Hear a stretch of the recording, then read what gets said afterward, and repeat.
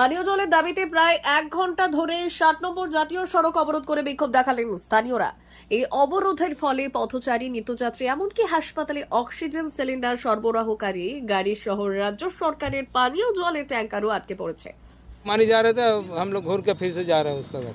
क्यों क्यों जाम है गाड़ी, रास्ता छाड़ से नहीं छोड़ रहा है। नहीं छोड़ रहा, अभी तक छोड़ नहीं रहा। जब कितना प्रॉब्लम हुआ है? बहुत बहुत प्रॉब्लम है। आ रहे हैं कहाँ से आप? हरिपुर से आ रहे हैं, कहाँ में कहा था? दुमानी जा रहे हैं। ঘটনাটি ঘটেছে জামুরিয়া থানার কেন্দা ফাঁড়ির অন্তর্গত খাসকেন্দা দুর্গা মন্দির সংলগ্ন এলাকায়। খবর পেয়ে ঘটনাস্থলে পৌঁছয় জামুরিয়ার জয়েন্ট ভিডিও এবং জামুরিয়া ও কেন্দা ফাঁড়ির পুলিশ। তারা বিক্ষোভকারীদের আশ্বস্ত করলে সাময়িকভাবে বিক্ষোভ তুলে নেওয়া হয়। তবে প্রথমে প্রশাসনের আশ্বাসে আন্দোলনকারীরা অবরোধ তুলতে রাজি হননি।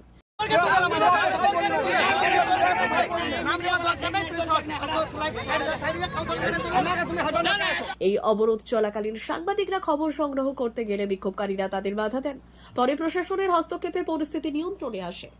আমি আমার স্ত্রীর ওই মেসশ্বশুর মারা গেছে, আজকে কাজ আছে, সে কাজে যাচ্ছিলাম, দুর্গাপুর থেকে বেরিয়েছি, প্রায় 30-40 মিনিট দাঁড়িয়ে আছি এখানে, অবরোধ চলছে। এখন তো পথ অবরোধ, কীভাবে যাবেন? ওই পথ অবরোধের জন্য অপেক্ষা করছি, যখন খুলবে তখনই যাব। তবে ওনাদের কি সমস্যা জানি না, কিসের জন্য পথ অবরোধ করে সেটাও জানি না। কিসের জন্য কতটা সমস্যায় পড়েছে? মোটামুটি অনেক ভালোই সমস্যা, এটা পুরো জাম আছে, এখান থেকে পুরো চাকদোলা পেরিয়ে পুরো জাম আছে। এই তো নিউ কেন্দা মনে হয় এটা নাকি, তো এখান থেকে পুরো চাকদোলা পুরো এদিকে জাম আছে। আমি কোনোরকম এই সাইড দিয়ে এসেছি, এসে পরে এদিকে এখানে এসে পরে ফেসে গেছি।